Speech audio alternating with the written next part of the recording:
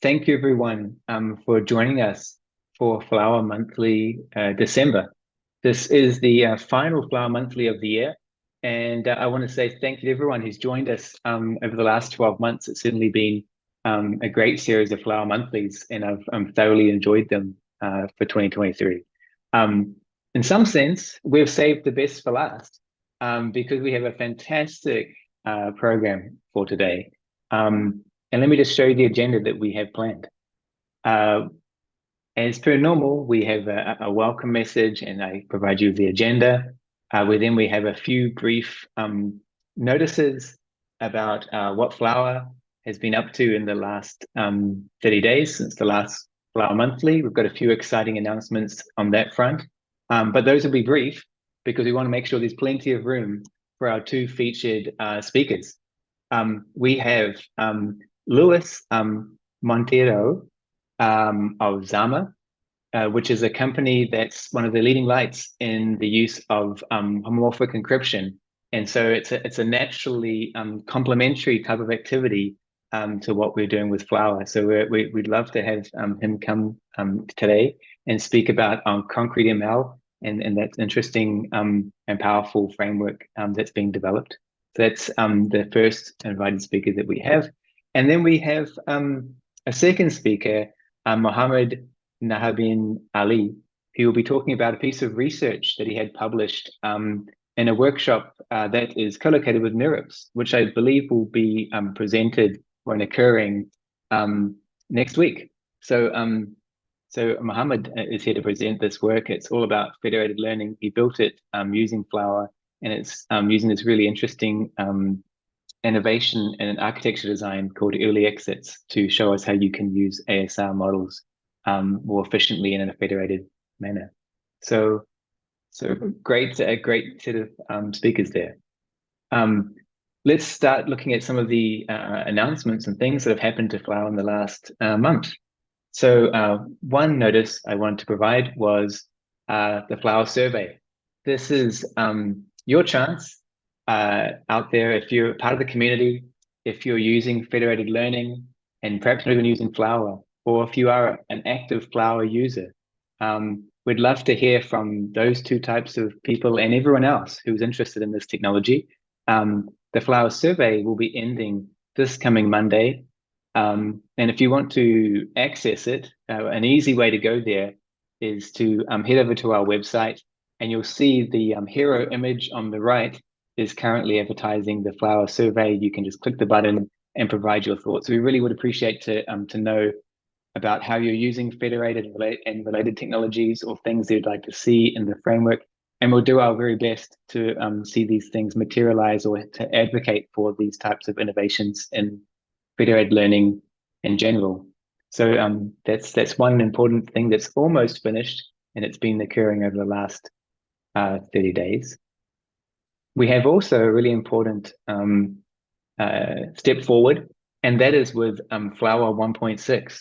And in this compressed venue, there's not really enough time to go over all the innovations that is part of 1.6. There was a full blog post on our website that summarizes it, or maybe the best way to see all of it is just to start to use it. So you can follow this pip install command, bang it out on your command line, and start using it immediately. You're going to see things like XGBoost. We've got comprehensive XGBoost support now. We had it in preliminary form, and our users just wanted more and more of it. And so we've now got really strong XGBoost support there, and a variety of other types of documentation and videos and so on. So you could get going immediately to using that style of learning. There's really interesting progress on unifying the client APIs between simulation and device. There's a lot of Flower baselines that are now part of 1.6. I just counted up this morning. There are 12 ready to use there, and that's sort of an artifact and a byproduct of the summer of reproducibility. So it's all really a lot of the community's work flowing through back into the Flower release. And there's a variety of other things that will also be appealing to people, such as vertical FL. We now have this great example that you could follow, enables you to do vertical FL scenarios, and a variety of other things that I could mention as well here, but that is 1.6 that was released this month. So give it a whirl. Flower has also been on the road. And so one of our big missions that we've undertaken is to explain the virtues of federated learning and related styles of learning and the benefits of it, and how you can do a lot of it using the Flower framework. And so there's one thing here that is actually yet to occur, and that's actually happening tomorrow. You can check out Daniel's keynote at Pi Data Global. And so he'll be giving a keynote entitled Federated Learning with Flower, AI's Next Frontier. It's happening at 3 p.m. UTC, so that's 1 hour earlier than we started today. I'd highly recommend getting a full blast of what federated learning is doing for AI. And so you could hear that tomorrow. And if we look backwards, so that's looking forwards. If you look backwards about what we've been doing, Daniel has also appeared at the HBAI Summit that was based in Germany. He was on a panel that had a lot of the AI startup leaders from Germany there. He was on the panel with a variety of other these folks talking about what it's like to build an AI startup. And so it's something that he's also been involved in. Other members of Flower have been on the road as well. So Javier, who many of you know, was in Dublin for PyCon Ireland, and he was talking about federated learning more broadly, but in particular, he wanted to explain how to use Flower to support embedded device in an IoT types of federated learning. So he was there, and you can see his image there on the left-hand side of the slide. The final thing I wanted to highlight was Flower datasets. If you had seen some of the earlier Flower monthlies, I think it was about 2 Flower monthlies ago, Adam had quite a detailed presentation of where Flower datasets was going, and the types of capabilities it would provide researchers and practitioners alike for doing federated learning, and the reasons why it would be such an innovation. And this month, we released a new version of Flower datasets. You can see the documentation straight off our website, and it's already released and available to you to use in your experiments. And so I just wanted to highlight that that's there. And it's really an example of something that was presented first. We got quite a bit of community feedback, and then it's now materialized in an early form where you can really see some strong utility coming through. Now, before I go into our 2 featured speakers, I do want to give you one more announcement, and that's something that you'll see coming out in social tomorrow, and that will be our announcement for the Flower Summit 2024. It's going to be in early 2024 in London. There'll be full announcements and websites out tomorrow, and I didn't even prepare a slide on it, but I just thought I wanted to sort of preview it all. I preview it for those people who are attending today and those who might tune in later on YouTube, that this is coming. It'll be in London, and we're going to move from Cambridge to London to expand the capacity that we can host and make it easier for people to travel. And full details will be out. That's really exciting. Now, let's move on to the main event for this Flower Monthly, our pair of invited speakers. The first of our speakers is Luis Montero. He is a machine learning engineer at Zama, and he's coming to the event today to talk to us about concrete ML. And so I'm happy to lend the floor over to Luis and find out even more about concrete ML, which I'm really impressed by. And I think this is a great step forward for everyone who's interested in private forms of AI. So over to Luis. You should be able to see my slides, right? Looks good. Okay, perfect. So yeah, so I'm going to talk. So I am Luis, as you said. I'm a machine learning engineer at Zama. So we are a company based in Paris, focusing on fully homomorphic encryption. And the talk of today would be on privacy preserving machine learning using fully homomorphic encryption, which is the tech that we are developing. So first of all, why why is it of interest to present this to the Flower community? So as you all know, Flower does mainly federated learning to do private training. So without leaking the data to a central entity. And basically what we try to do is to do the inference in a privacy preserving mode. So you use fully homomorphic encryption to do private inference. Yeah, so that's really a complementary technology to what Flower provides. And so this is why it's interesting. So fully homomorphic encryption. So first, what it is. So I'm going to say FHE for short. It's just the acronym. So let's dive in. This is a typical use case of what happens in the web right now. So you have a client and a server, and so this client sends some data to a server. The server decrypts the data, computes some function or some code over the data itself, and then the result is encrypted and sent back to the user that can then decrypt the result, right? But in this scenario, the server is actually seeing the user's data. So he can collect the data and the user cannot do anything to defend against it. What FHE provides is the ability to do basically the same thing, but with the function evaluation done over the encrypted data. So the server never sees the data itself, making data collection irrelevant. As you can see in this diagram, the basic stuff is the same. So the client encrypts the data, sends it to a server. The only difference here is really that the server isn't going to decrypt the data to process it. And so only the client can know the data and the result of the function itself. So that's really, so the main idea of FHE. At Zama, we focus on a scheme of FHE called TFHE. And basically, we have three building blocks. So we are able to do addition over ciphertexts, multiplication with a constant, and table lookups.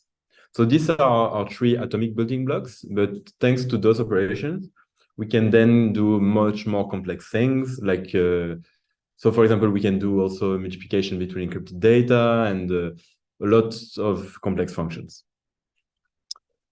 The more graphical example that we could think of is encrypted image filtering. And so we have a Hugging Face demo actually that does that. So basically you have a client that has some image. The server is capable of doing some processing over it. And so this is what actually happens in the space. The client sends the image encrypted. The server does the computation over the encrypted image, and then the client gets back the image that has been processed. And if you think about it, going from hard-coded kernels to fine-tune and learn kernels isn't that hard. So basically, you could do the bridge with convolutional network pretty easily. And this is what we are focusing on machine learning with FHE.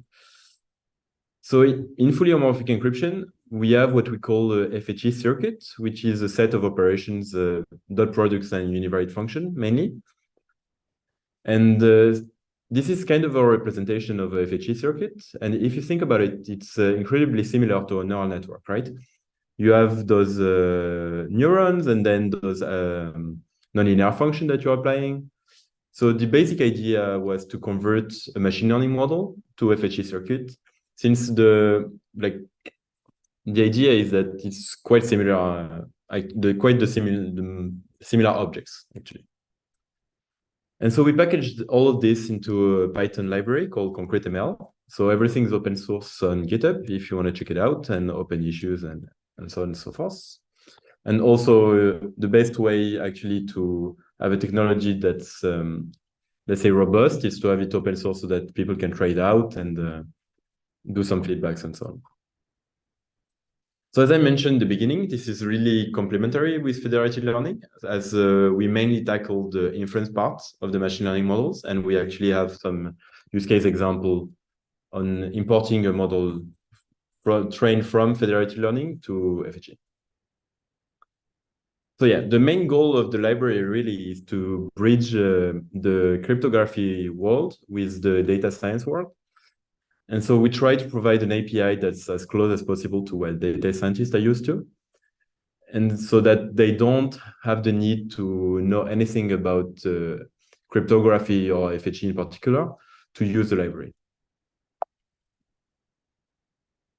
So the APIs that we use are very similar to what scikit-learn provides. And we also have some endpoints for Torch, TensorFlow, ONNX, and other machine learning frameworks. So really trying to be as close as possible as from the data science toolkit. We have support for a large variety of models. We split them into 3 categories, mostly. So tree-based models, linear models, and neural networks. As you can see, we have support for most typical models. If you want to improve that list, you can go on and contribute on GitHub. We are very open to contributions. And if you see that we are lacking some models, please ping us and we'll be very happy to add some support. Something that I didn't mention or that you might have seen in the first slide is that we can only do computation with integers. So this is kind of the main bottleneck that we have. But luckily for us, there is a whole field of quantization that's been really important in machine learning and most importantly in deep learning. So this is a whole field that's been developed mostly for embedded systems and large models that have some memory bottlenecks. But we benefit a lot from it since there is this whole toolkit of quantization that's already existing and that we can just use to compile to FHE. So this is really a good point for us. So the first family of models that I mentioned are tree-based models. So we have support for XGBoost classifiers. So that's great that Flower is actually improving on that. And as you can see, the API is actually quite similar to what you would expect from scikit-learn or XGBoost. You just have some model instantiation, you do a fit, and then you can predict your model on the test data to evaluate the performance. And so there are a few differences with what you would expect in scikit-learn. We have a supplementary argument called n-bits that's going to define the number of bits over which we are quantizing the data for the model itself. So basically the whole quantization stuff is happening under the hood and the user doesn't have to care at all about it. So everything is handled in the library.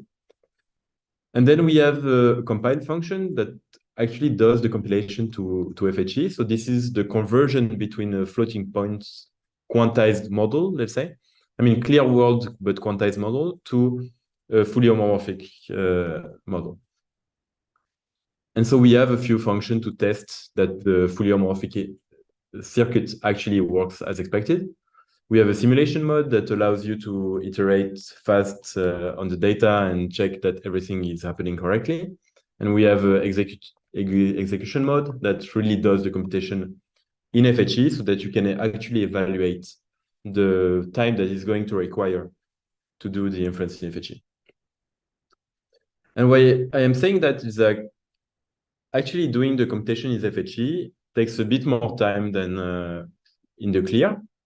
So you have a trade-off between the number of bits that you are actually using for the quantization and the speed of the model. Because the table lookup operation that I explained earlier is actually one of the most computationally intensive computation. And so it's really kind of the bottleneck. And if you can reduce the bit width of this table lookup, then you are accelerating your computation. So what you can see here is a XGBoost classifier trained on the spam-based dataset for different quantization bit widths. And so you can see that for a number of bits equal to 8, we have actually the same exact performance as the floating point model, but we have an inference that's going to take a few seconds, like 13 seconds per sample, which is a lot. But if we reduce the number of bits to 5, for example, we are below 1 second per sample, but we have basically the same accuracy as the floating point model. So there is obviously this trade-off that the data scientist has to fine-tune, but we make it super easy for the user to actually generate those curves, and so they can fine-tune the accuracy trade-off with the timing of inference. The second type of model that we have are linear models. So here, logistical regression. So for linear models, since we are not doing any univariate function or table lookup, this is going quite fast, and we can go to higher bit width without any trade-off in speed. So that's actually great. So we have great support for linear models because of that. The API is basically the same as before. The n-bit arguments, the compile method, and then the FHE argument. So what we can see here is the comparison on two data sets of floating point model in the middle and the concrete ML model, so quantized on the right. And so basically the only difference that we can see is on the borders. So here we have a high bit width. So basically let's say the separation curve here is basically the same between the quantized and the floating point model. But the difference is outside of the data sets, you don't have any guarantee that the quantization is going to behave correctly. So this is kind of a showcase of why it's super important to have a representative data set when you are training and compiling with concrete ML, with respect to maybe other libraries where you can maybe extrapolate a bit more. Here it's very important to have the correct distribution in the data that you are providing. And last but not least, we have support for deep learning models. So we have support for both built-in models, so multi-layer perceptron with the same scikit-learn API. So this is what you can see here. So we have the same kind of behavior as before on the curve. Here we see that we have a lower bit width, so we can see that the separation is a bit more, let's say, squared. But basically, we can see that the overall accuracy isn't changing that much. In the case of the middle, yeah, but in the other data sets, you don't have much differences between a float model and a quantized model. So this is great, actually. And we have a white paper for that and for the tree inference, if you want to take a look at the internals of how and why that works. And yeah, last but not least, we have a support for custom neural networks. So you can provide any torch model or TensorFlow model that you have, and you train it, for example, as you would with a flower or on your own data. And then the quantization is going to be either because you train the model with quantization over training, or because we use post-training quantization. So basically, whatever your model is, you should be able to provide it to the compiled torch model or compiled Brevitas cat model, and everything is going to be working flawlessly. And yeah, so the same object is going to be returned, and you are going to be able to do the inference in FHE without any issues. Because this is obviously a flower meetup, we have the use case of training a model with flower and then importing it in concrete ML. So if you train your model actually with the torch, you don't have any work to do. It's just taking the torch weights and then compiling it to FHE. If you have a scikit-learn model, then you would have to call the from scikit-learn model method, because we still have to do some conversion to convert the floating point model to FHE. This is only supported for a limited number of models at the moment, but we are trying to expand it to tree-based models, for example, and so on. So this is something that we are going to expand on in the future, for sure. So as I explained, the process of developing a deep learning model for FHE is kind of the same as a typical machine learning workflow, with just one more step, let's say that, or two more steps that we are adding. So the training is basically the same. So you train your model with the tech that you want, whether it's quantization or training, federated learning, or whatever you want. Then you have to do a cycle between fine-tuning some parameters and evaluating it in simulation to assess that the accuracy of your final model will be correct in FHE. So you have multiple arguments that you can play with. As I mentioned, you have the number of bits, but you can also, for example, play around with the pruning of your model if you want to accelerate it a bit or reduce the bit width and stuff like that. And obviously you have, after each choice of hyperparameters, you have to do the simulation to evaluate the fact that the inference in FHE is going to be correct and you would have the accuracy that you would expect.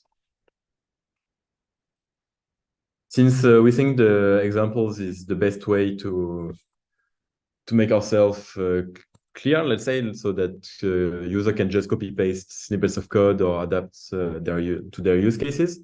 We have different kind of use cases in the library and on Hugging Face.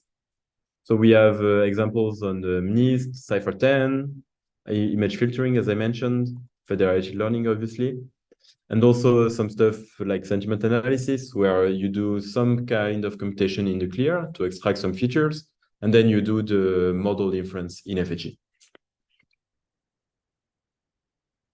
Yeah, and performance-wise, we are actually pretty similar with floating point models now, at least on quantization-aware training models. So on Cypher10, for example, we reach 90% top one accuracy, if I remember correctly.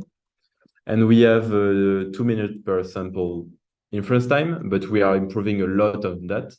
Like each quarter, we are improving the runtime by a lot. So who knows in 6 months, what's the runtime going to be? Thank you, I guess, thank you for the invitation, Nick. And if you have any question in the chat, it's the moment. Or if you have, you are a bit shy, you can ask on our Discord server or our forum. And if you have any issue, you can just ping us on GitHub. Thanks a lot.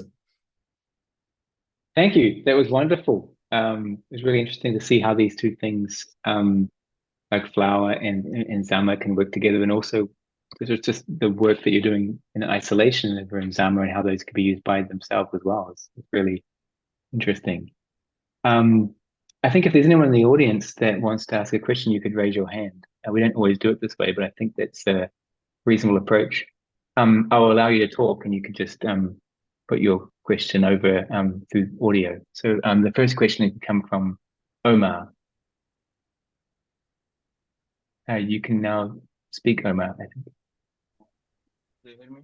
But, yeah, we can hear you. Yeah, thank you for the excellent presentation. Also, congratulations for the good work. I have question of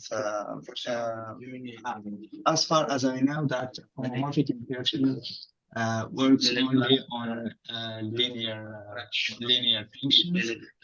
Is the library that is the library that use Zama used in Zama take of care like for the logistic regression take of the sigmoid function in the server side or in the client side?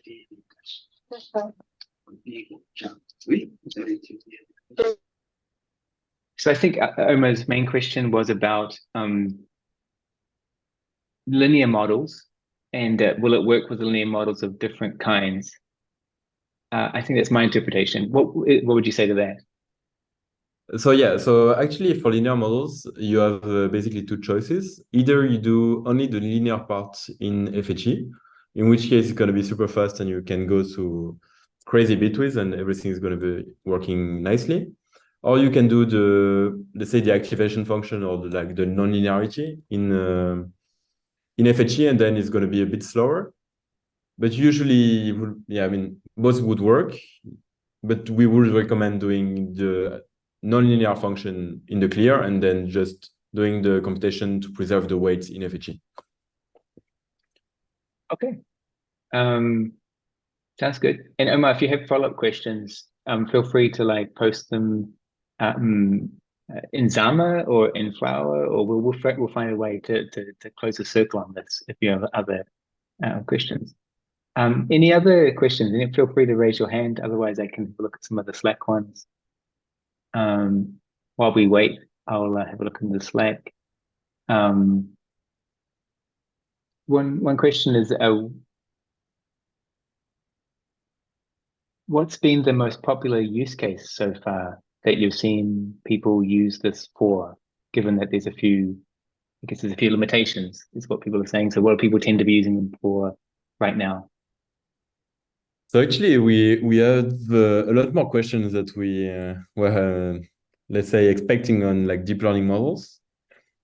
And so actually, we have some people doing deep learning in FHE and in decent timings with since we have a lot of parameters that we can play with to speed up the models, as long as the depth of your model isn't too like big, you can still do some things and interesting things actually in FHE. So for example, the VGG11, we run fully in FHE and everything is going to be fine. Did you say VGG11? VGG11, yeah. Yeah, I Fully see. in FHE. But you could also kind of mix and match. So you can have like some part of the model that's non-critical being done in the clear, and then the rest of the computation be done in FHE. So for example, if you think about large language models, you could do, I don't know, some part of the public model in the clear and then the fine-tuned heads in FHE, and you wouldn't have paid the cost of the whole like FHE computation. You would only pay it on a small part of the model. But I guess for now, most of our use cases are on tabular data. Yeah, we have a health prediction. And yeah, I mean, in health, we have a lot of use cases that are quite interesting because it's a kind of the field in which the data is more sensitive. Makes sense. I guess a question I have would be, what are the ways that you think FHE and FL could be used more, I don't know, deeply in the future? Like, I guess you've got an example that's quite powerful by itself, but I suppose there's many ways that these two things could be used together to build a system. So what are a couple of your favorite ones? My favorite one actually is the one I worked at previously. So in my previous company, we did breast cancer detection based on radiography. And actually, one of the main bottlenecks was getting the data from the centers themselves. So actually, you could do federated learning with the data from each mammography center, let's say. And then once you do the production phase, let's say, then you would do the computation in FHE so that the central, let's say, you have a central serving server and you are serving all of the radiology centers through that, and the computation being done in FHE to preserve the patient's data, for example. Oh, I see. Yeah, I see. Because I guess actually, the radiology center don't often have the compute power to compute those models. So this would be a way to centralize the model itself, but without seeing the data at inference time. And there must be also a use case related to you could federate the learning of a model once you have that model and you really care about protecting those weights, maybe because there's a really interesting IP there, then Yeah, exactly. all the inference could be done in this sort of style if you're really conscious of that. Yeah, exactly. Yeah. I guess it also would lock down any other types of inference that you didn't want to be possible because the weights are known. So only the API you can expose will be the one that you could run. You can't do something else with the model. Yeah, exactly. Yeah. Yeah, for IP protection, that's another use case, yeah, for sure. Cool. Well, I'd love to be able to see a few of those examples come to life, and I'm sure maybe we could work together in the future to see some of them realized. Excellent. Yeah, pleasure. We are very happy when people try to build stuff with our tech. Yeah, definitely. So likewise, yeah, we love to involve a bigger sort of community building on these things. Okay, well, thank you so much for today. I really appreciate your time Thanks for the and invitation. sharing with us. Yeah, thank you. So I'm now going to move on to our second speaker of the session. And so it's a bit of a change of pace. It's a piece of research that will be presented, if I'm not mistaken, at NeurIPS next week in one of the co-located workshops. It's a workshop that's called ENLSP. And so we have with us Mohamed Nabih Ali. He is a research associate working in FPK in Italy, I believe. And he is going to present to us this piece of work, which is named FedEE, and it is an ASR model where the underpinning architecture has these early exit characteristics. This model is also federated, and so these two things working together can enable some pretty powerful scenarios. So with that, I'm really happy to hand over to Mohamed. Okay, I'm Mohamed. I'm a postdoctoral student at Fondazione Bruno Kessler, Italy. So I'm doing my research at Speech Tech Unit here. And today I'm going to present our recent work on heterogeneous federated learning for automatic speech recognition using early exit architecture. So this work is recently accepted at an LSP workshop, will be hosted in Europe, which will be held next weekend. So for the next slides, I will be a little bit quick because it is a well-known information about federated learning. So basically, what is federated learning? It is a kind of a decentralized approach for training machine learning architectures to ensure data privacy and security. So basically what happens during federated learning. So firstly, there is a server which instantiates a random global model. So during the federated learning rounds, so a random set of clients are choosing to participate during the federated learning round. Each client performs local training for certain number of epochs on its local data, and this data should not be shareable between all clients. So after this local training epochs, the server accepts the trained weights from the clients and aggregate it to generate the new global model that's sent back again to clients for the next round. And this operation is repeated for many rounds. So basically, there are many aggregation strategies that can be done on the server side to aggregate the weights come from the selected clients for training. So the most two popular aggregation strategies, the first one is federated average, when the server averaging the weights of the clients to generate the new global model that's sent back again to the clients for the next round. Or the next one is FedAdam strategy, when after do the averaging the weights, you apply a gradient optimization on the server side before send the new model to the clients for the next round. So I focus on these two strategies because later I show you our experiments, we address these two strategies. So federated learning has many challenges, like how to handle the connected clients during each rounds. The data that is used to train the clients, maybe this data is not homogeneous. So the data had a lot of statistical distributions. For sure, you need to ensure the privacy of data. You cannot share the data between the clients. But in our work, we focus on model heterogeneity, when the clients cannot share the same architecture during training. Why we choose model heterogeneity in our work? Because most of the state of the art, especially for speech recognition, are using the homogeneous federated learning scenario. So basically, the server model and the clients share the same model architecture, and they do the normal federated learning scenario, as I explained in the second slide. So the server sends a model to the clients. They do local training for certain number of epochs, send the weights, aggregate using any aggregation strategy, and then send the new global model to the clients. In this scenario, you have for sure pros and cons. So the pros of this scenario is that you can aggregate the weights of the clients in a straightforward way using either, for example, Fed average or FedAdam or any popular aggregation strategy. But the con of this scenario is that you don't consider the computational complexity and the computational resources of the clients. So because you share the same model, so maybe you have some clients that has low computational resources and they cannot fit the server model.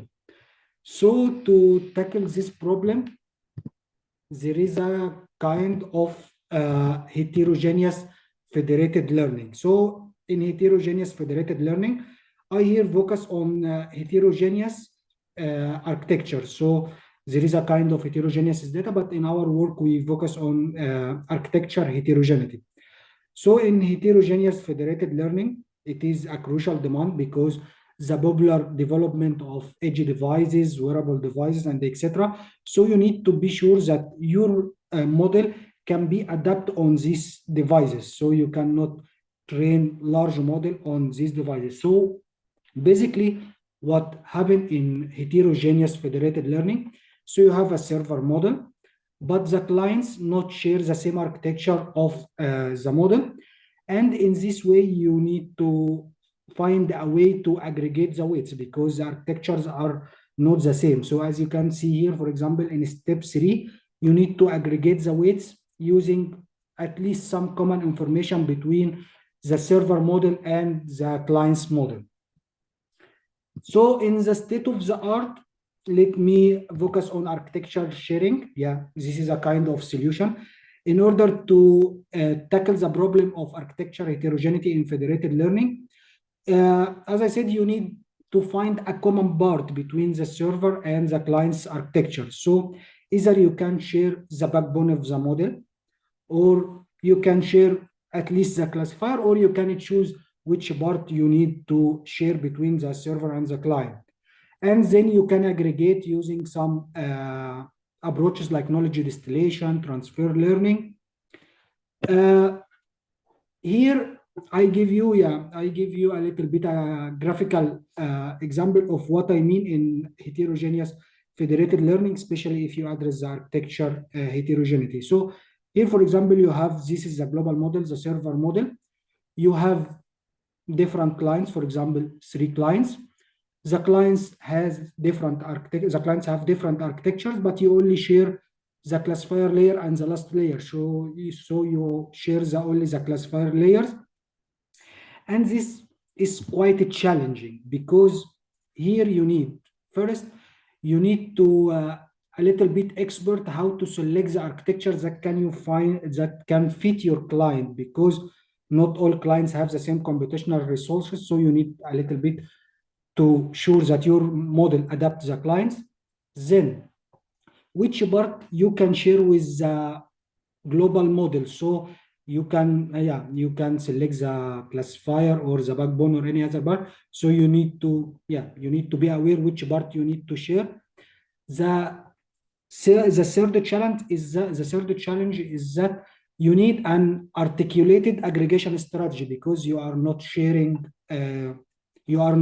sharing all the weights. You are sharing the common part weight. So it is a little bit challenging. So our solution to this problem is to use early exit architecture. So this is what we mean by early exit architecture. So basically, what are the early exit architecture? So it is a kind of adding some early exit points to the model architecture.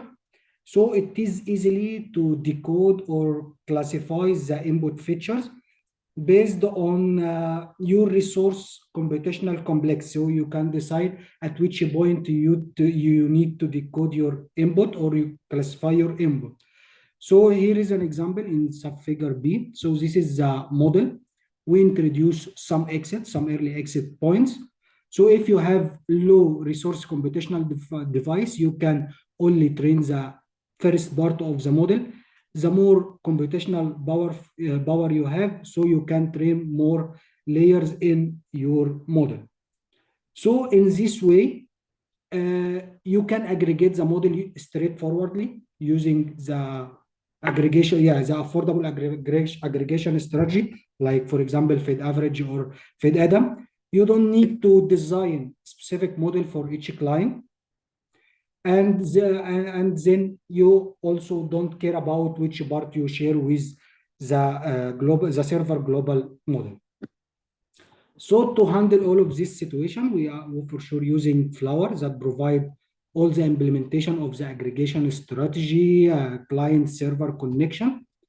And with some few lines of code, you can federate your model. And according which deep learning framework, you can adapt the Flower to your framework. So let's go quickly to our experiments. So the model that we were using for federated learning is an early exit conformer layer. So this model has 12 conformer layers. In this model, we introduce 6 exits. After each two layers, we add a decoding pass, a decoding exit to form 6 exits.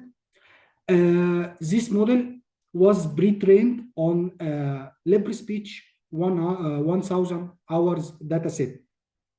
So it is interesting to know why we use a pre-trained model, why we didn't start from scratch. So we did some trials to start federated learning from scratch, and unfortunately, the model struggled to converge, and the word error rate approximately near 100%. So it is quite difficult to start from scratch. Then it is quite interesting to see if we start federated learning from out of domain data. As I will say later, we do federated learning based on another data set. So our pre-trained model was done on LibreSpeech, while when we start federated learning, we do federated learning on Tedlium-3 dataset.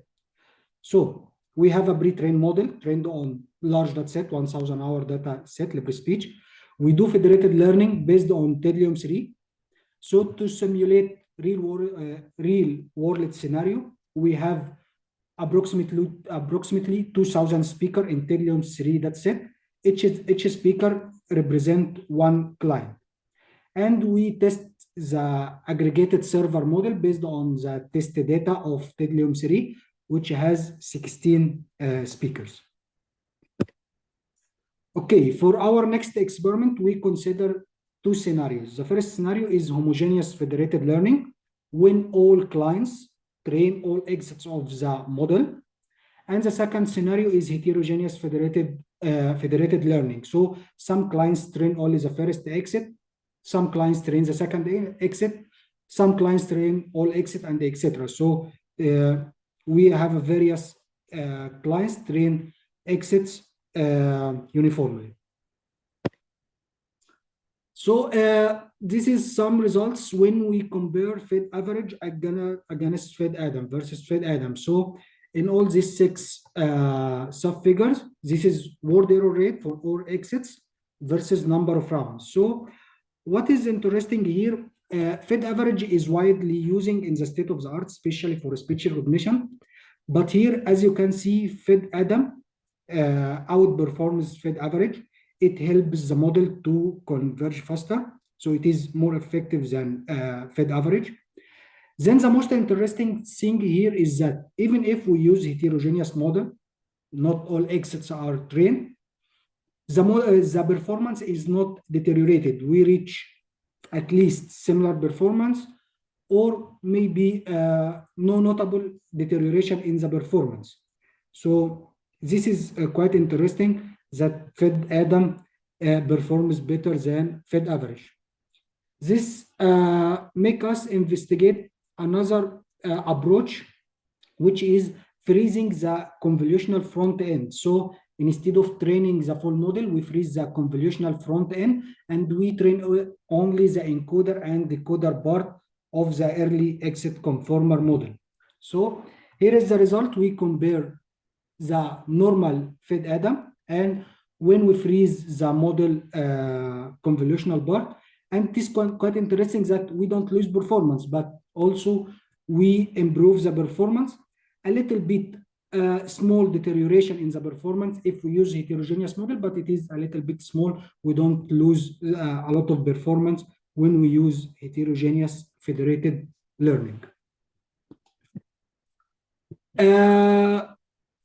We want to investigate more real scenarios in which, what if we have more edge devices clients? So most of clients has low computational resources. So what could be the situation? So we consider two use cases.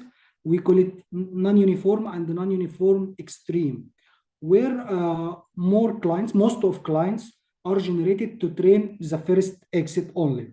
So as you can see here, the distribution in case of non-uniform, 40% of clients are generated to train the first exit, while other distribution to generate other exits. And the non-uniform extreme, when 80% of clients are generated to train the first exit only. So as we expect that, in case of non-uniform extreme, the word error rate of the first exit converges faster with respect to non-uniform and with respect to uniform distribution. For all other exit, okay, the performance deteriorated a little bit because we don't have enough clients to train all of these exits.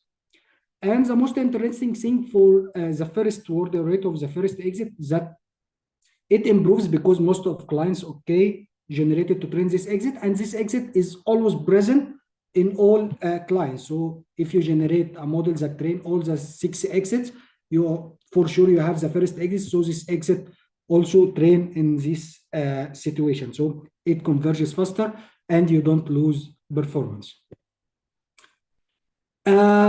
Finally, we consider another training technique. It is called server central training. In this way, we fix a data set on the server side. We call it held out data set. So after aggregate the model on the server side, before sending the model to the clients, we do a kind of training on the server side. So to use this approach, we use the development set of Tedlium 3 dataset, and we do some local training on the server side for certain number of epochs, 10 epochs. And unfortunately, this approach doesn't help. So as you can see, we limit this experiment to only Fed average strategy. So as you can see here, there is a kind of overfitting when using the central training. And the key concept behind this approach is that when using the central training, you need to be a little bit aware which data set you use. So the development set of Tedlium 3 is quite small data. So when you train for many epochs on the server side, maybe it introduced a little bit overfitting of the model. So as you can see, the model struggle to converge, it a little bit start to overfit. So here, the solution of this is use a small number of epochs on the central side, or try to use a larger data set for training. But we prefer to use all the affordable speaker in Tedlium 3 for federated learning to help the model to converge faster. So finally, where we are. So this is our model, the early exit conformer model. This model, as I said, trained on 1,000 hour Libre speech dataset.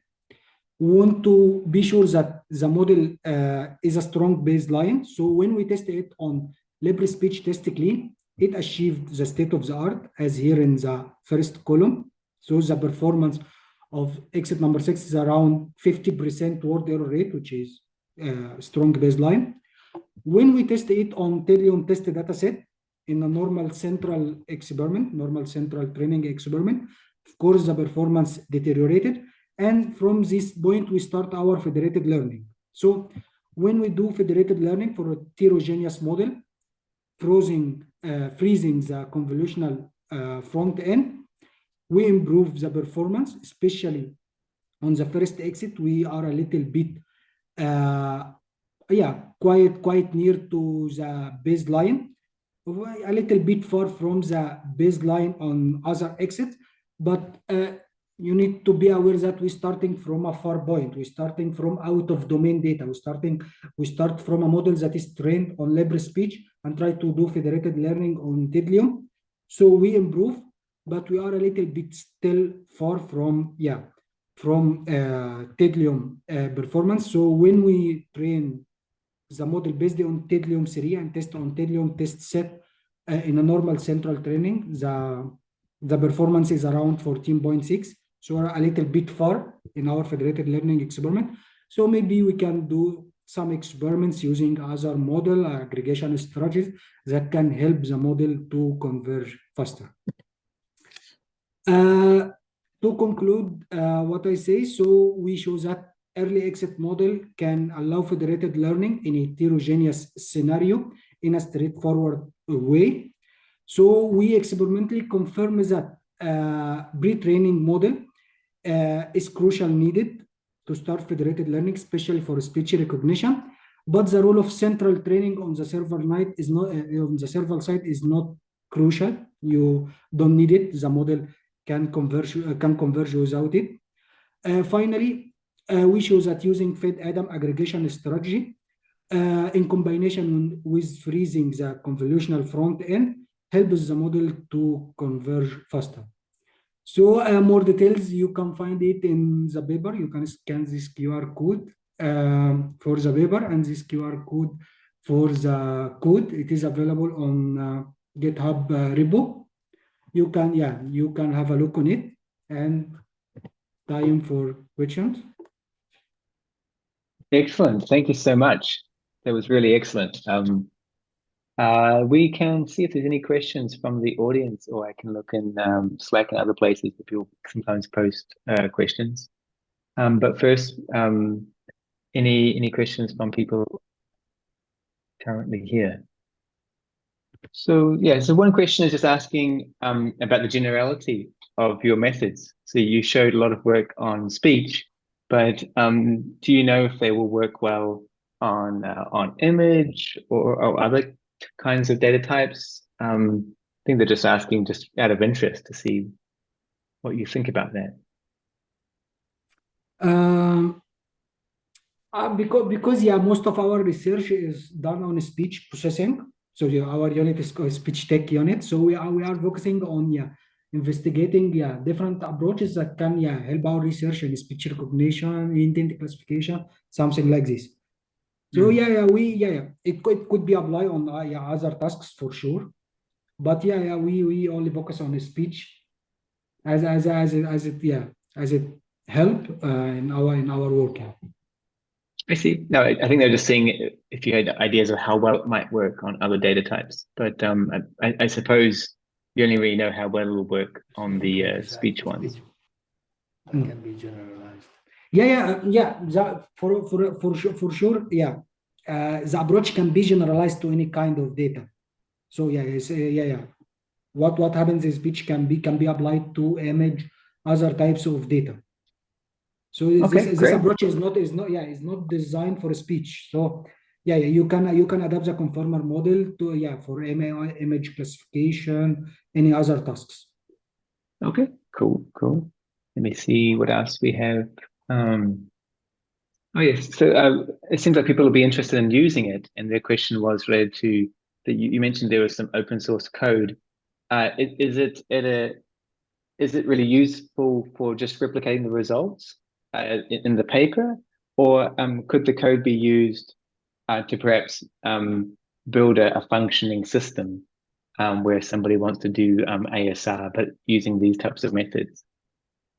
Okay, I think it is available for both. So if you want to replicate the performance that we achieved in the paper, it is okay, because the both data sets that used for pre-training and federated learning is public available. So you can pre-train a model on library speech and do federated learning on Tedlium. So you can use our code to replicate our results, and then the code is modifiable. So you can change the early conformer model. You can use another model. You can change your training strategy.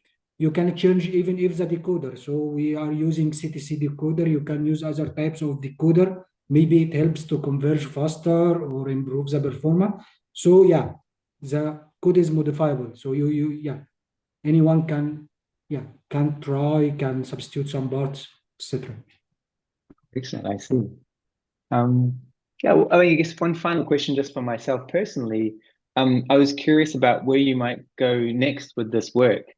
What would be the next logical step that you might take? Do you want to to have bigger ASR models, or is there a different type of challenge you want to solve and you combine it with this one together? Where do you see things headed? Okay, we have different plans for our next research. So one possibility and the easiest one is to investigate the performance of other models. So now the current trend is to use self-supervised model. So the powerful of self-supervised model is that it can learn the capture of speech easier than conformal transformer model. So we can use self-supervised model in flavor of early access. So we can introduce we can replicate what we did but using self-supervised model. Another possibility is to use parameter efficient transfer link. So we can use something like adapters, prompt tuning, some other strategies we can integrate it inside our code, so we can investigate what happens when we use it. I see. So using some of these prompt based methods or these fine-tuning methods like that we've seen for large language models, but being applied to in this setting. Yeah. I see. Interesting. Great. Well, thank you so much. We probably should start moving towards wrapping things up then. So then I will share my screen, and we can do our final slide here. And the final slide is really just to thank you and Lewis for presenting today. It was certainly two sort of contrasting pieces of technology, very exciting things. One in an exotic architectures for ASR when using FL, and the other for leveraging compute over encrypted data, and then seeing how that can kind of coexist with federated methods for developing really interesting solutions. So two really great talks today. I also want to thank everyone else who's attended. We of course record these and polish them up and then put them on YouTube where they get a lot more views. And so look out for those recordings when they come out. We will run another Flower Monthly, but it will not be this year. It'll be in 2024. Exciting. The next one will be the first Wednesday of the month. So that'll be January the 3rd, same time. If you're interested in giving us feedback or discussing further about Flower Monthly, there's a channel on our Slack for that purpose. We also have this calendar of events, the Slack workspace, and Twitter. It's not called Twitter anymore, is it? It's called X. But if you, I'd encourage you all to follow us on X if you're interested, because we'll be having announcements about Flower Summit 2024 starting from tomorrow. We'll start to make announcements about the location, which you had an early preview on. It's going to be in London, and we'll be announcing specific dates and so on moving forward, so people can physically attend or mark their calendars if they're going to do so virtually. And with that, I will close Flower Monthly for this year. Thank you, Lewis. Thank you, Mohamed. Excellent stuff. And take care, everyone. Thank you.